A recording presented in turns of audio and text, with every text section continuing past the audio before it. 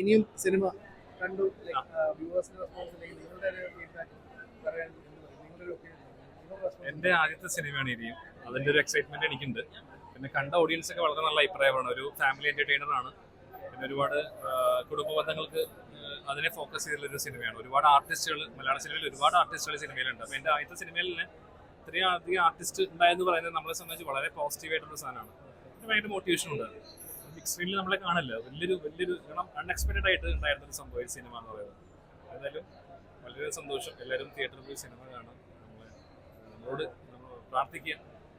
അടിപൊളിയായിട്ട് തീർച്ചയായും. അപ്പോൾ സിനിമയെ പറ്റി രണ്ട് വാക്ക് ഇനിയും ഇനിയും എന്ന മൂവിയില് നായികയായിട്ടാണ് വരുന്നത്. എൻ്റെ പേര് ഭദ്ര. ഞാനിപ്പോ എന്താ പറയാ ഭയങ്കര എക്സൈറ്റഡ് ആയിട്ടാണ് നിൽക്കുന്നത്.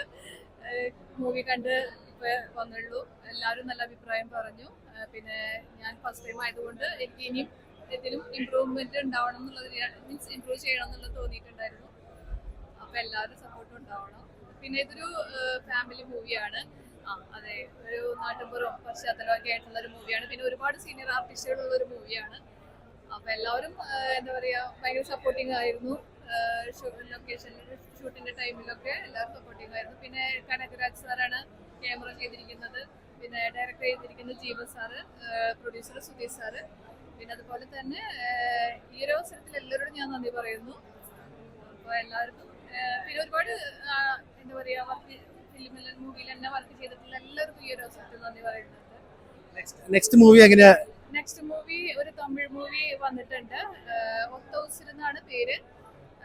അത് ഇനി കമ്പന്തേനി ദേവര അവിടെയാണ് ഷൂട്ട് വരുന്നത്.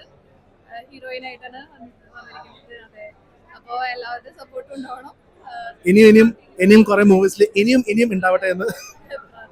Okay, thank you. Thank you.